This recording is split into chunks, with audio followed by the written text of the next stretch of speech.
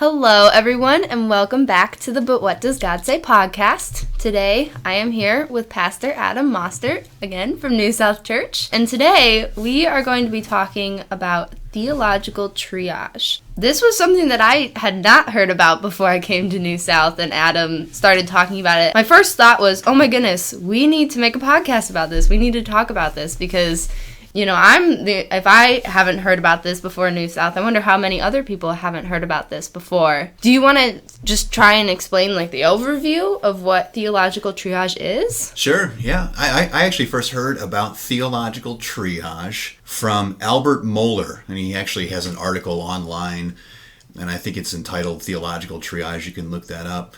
But the concept is, so it's similar to triage, which if you go to the emergency room, and you have a broken pinky, and you go to the ER, and they're going to do triage if there are other people who also need to be seen.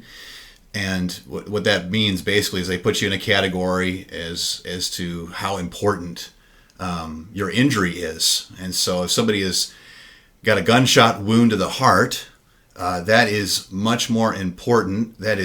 That's a first tier, that's a life-threatening issue. They're going to be seen before I am with my broken pinky or whatever else I would have. So it's this idea of what is more life-threatening. The doctors, the nurses will perform triage and say, this is a first-tier issue, or this is a second-tier issue, or a third-tier injury. And if you apply that simple principle to different doctrines that we have in the Bible for the Christian life, we start to think, okay, what are first tier issues? What are matters of life and death regarding Christianity? What determines, what do you have to believe in order to be a Christian? That's a first tier issue. A second tier issue would be people who they might hold to a different doctrine, or they might hold a doctrine differently than someone else, but they're still a Christian. So it's not a first-tier issue, but they might differ on certain doctrines, and that might determine whether or not can we do church together. So you might think of somebody might hold a different view of church government, and they might say, hey, I'm a Presbyterian, and another person might say, hey, I'm Congregational. Another person might say, I'm neither of those. And they hold to those doctrines such that they feel like they're convicted. They got to go to a church that holds this view of church government.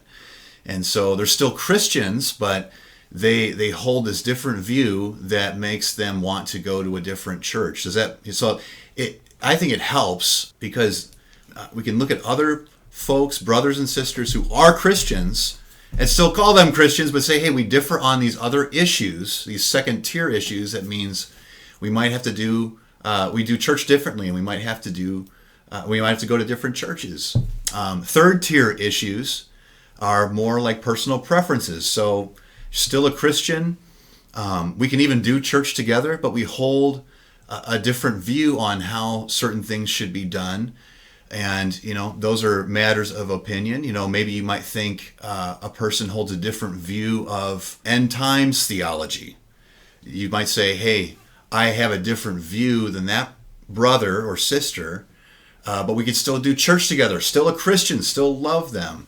And so that's the gist of theological triage. I find it really helpful because sometimes we might be tempted to think, well, everyone has to agree with everything that I believe, otherwise they might not even be a Christian. Well, that's not true. We know that's not true. But we do know there are certain doctrines that one must hold to be a Christian. So you might think of texts like you must confess with your mouth that Jesus is Lord and believe in your heart that God has raised him from the dead, and so be saved.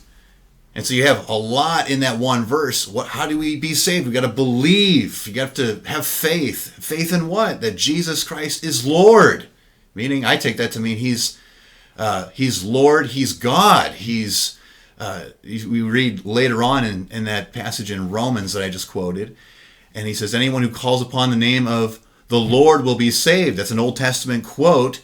And the Lord in the Old Testament there is the name of Yahweh. And so when you look at that and you say, wow, Paul says you have to confess Jesus as Lord, that means he must confess him as Yahweh. Okay? And not only that, but you must believe that God has raised him from the dead. So in order to be saved, you have to believe that Jesus is Yahweh. You have to believe that God the Father has raised him from the dead, meaning he died. Meaning that's a tier one issue. Those are tier one issues, right? These are tier one issues that the Bible calls us to believe and so be saved. And there's others like that we have that say we must believe this. We must believe these things in order to be considered even Christian. But there are other doctrines that Christians might hold that are different. One tier one issue is actually makes me want to have a theological triage, and that's from 1 John chapter 3, where he says, chapter 4, verse 7, Beloved, let us love one another, for love is from God, and whoever loves has been born of God and knows God. Anyone who does not love does not know God, because God is love. So right there, you think, there's John saying, here's a tier one issue, love. Right. Okay?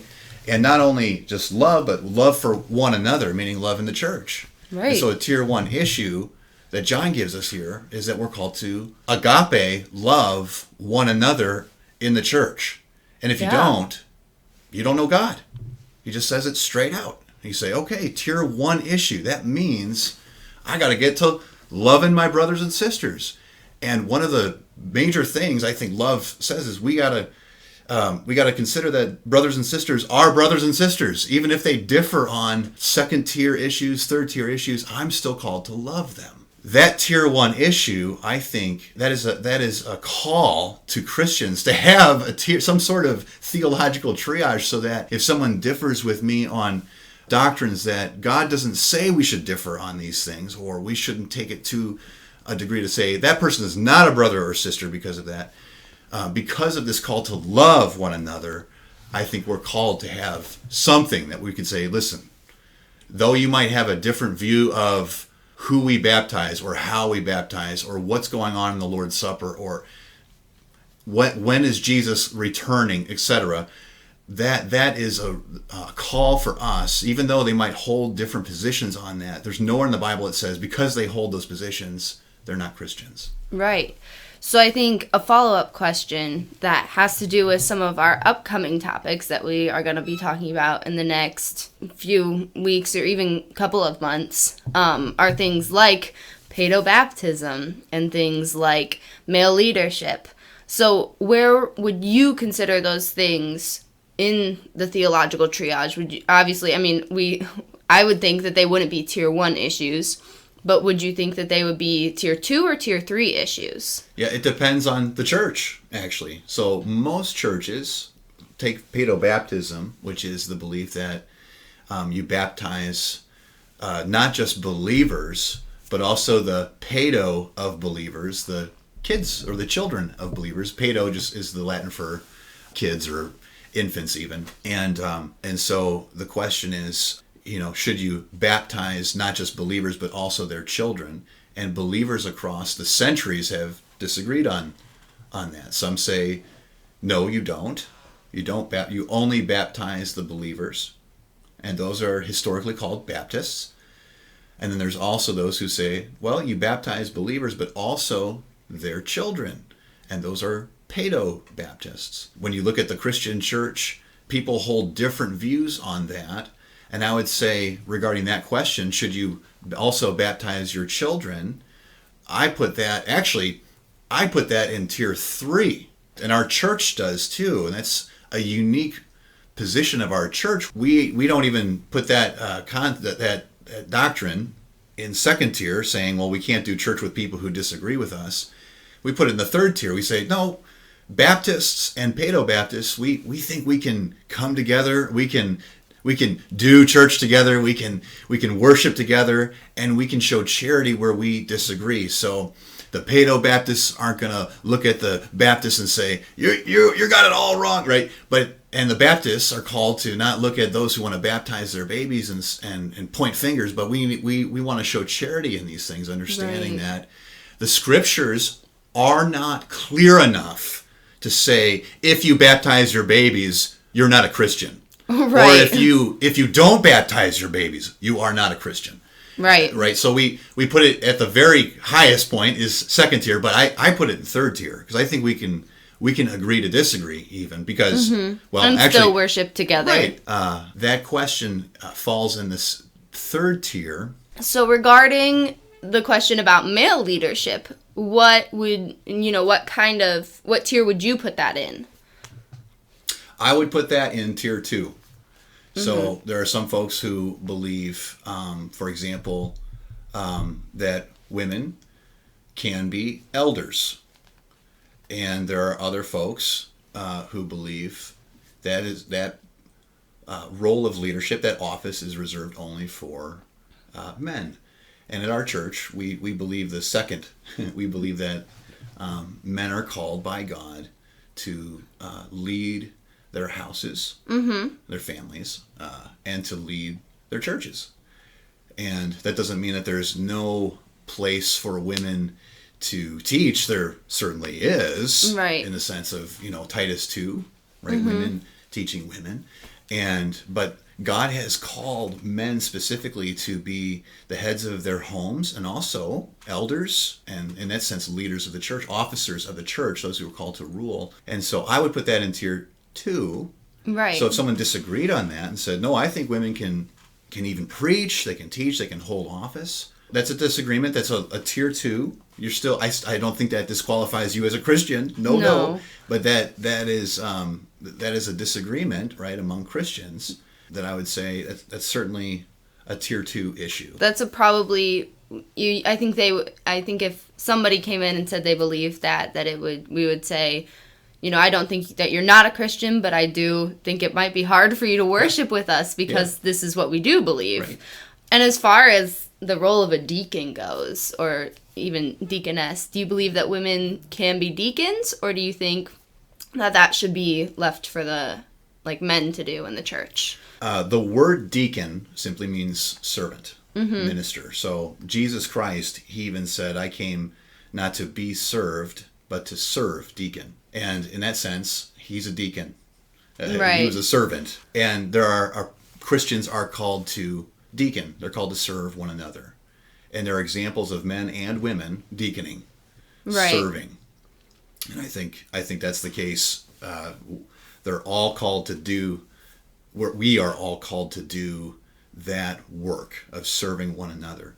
Regarding offices, so an office I take to mean those who are ruling over the church, those in authority over the church. Right. And there is an office of elder, I believe, and also an office of deacon. And I think those are reserved for men. And so that's not to say, wait, women can't deacon or deaconess? Well, of course they can. We're all called to do that.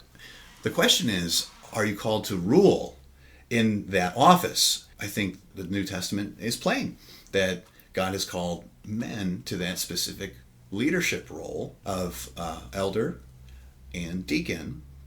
But that's not to say that women can't teach, women can't serve. Of course they can, and they do. My goodness, you should come on Sunday morning and see, right? Women doing both, right? Right. Doing both, and women shepherding hearts, like the children's hearts and the hearts of other women, right? You see it happen. You see the church come alive.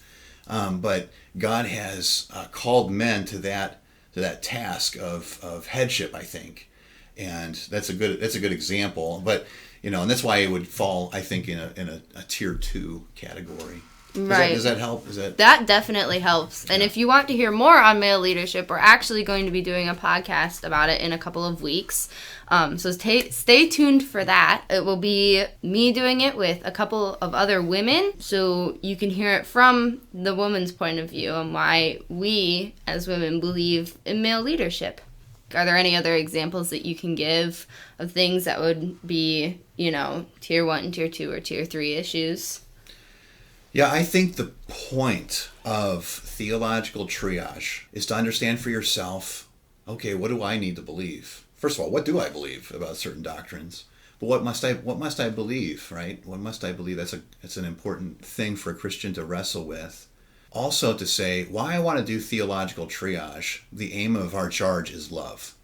Right. It's not to judge other Christians and to put them into a different category, or it's to look on other brothers and sisters, to see them as brothers and sisters, and to be able to love them, even though we might differ on the color of the carpet. Right. We might differ on the timing of the rapture, or if there will be a rapture, or, right? Boy, if somebody's an Arminian or a Calvinist. So I have seen so many of those disagreements go so south, where people over these sorts of things, they start condemning one another and considering the other person not a Christian. I don't think we need to go there. And I think theological triage has helped me, and I think it helps others to be able to love one another. And that's what God has called us to do. And he said, if you have been born of God, you love the one who has been born of God. That's a call. That's a call to right. love. It's a call to theological triage, I think. Right.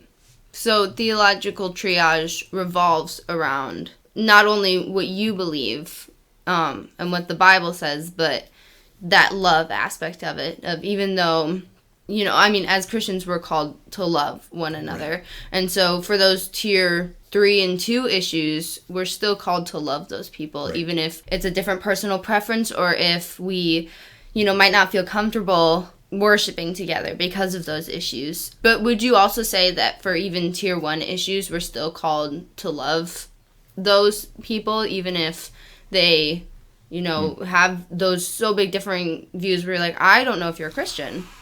Of course. Yeah, that's a good point. And, I think it's in 2 Timothy chapter 2. That's a reminder. 2 Timothy 2, which I have to read to myself pretty often, where he says, have nothing. This is 2 Timothy 2, verse 24. And the Lord's servant must not be quarrelsome, but kind to everyone. So that's including Christian and non-Christian, right? Able to teach, patiently enduring evil, correcting his opponents with gentleness. God may perhaps grant them repentance leading to the knowledge of the truth, and they may come to their senses, escape from the snare of the devil after being captured by him to do his will. So right there, what a reminder, right? Yeah, yes, even if they disagree on tier 1 issues, we're called to be correctors in these things, but to do it with gentleness, to do it with love, to be kind, able to teach, patient, right? So that's right. Yeah. And it reminds me of the song that says, "They'll know we are Christians by our love." Right. And that's, how God wants it to be. The point that I was getting at before was calling somebody a non-Christian, saying, I think you're not a Christian because they hold to a different view of eschatology. Mm-hmm. What I'm saying is, that's not loving. Right. And so I have just heard so many Christians look at other Christians and say, well, he holds that different view. I don't think he's a Christian. Well, that's not loving. Right. And John says that's a first tier issue. Right. Not loving each other. So that's the point I was getting at. But you're right. We're called to love everybody, and to be careful, to be gentle, to be kind with our words, to be lovers of the truth, right? To be bold with the truth, but to realize, our words, we're called to use our words in love, to be gentle, to correct with gentleness, and therefore glorify our God through that. So thank you for listening to this week's podcast on Theological Triage. If you have any questions, feel free to either ask Adam Moster in person about Theological Triage, or you can go to our Instagram. It's the But What Does God Say podcast.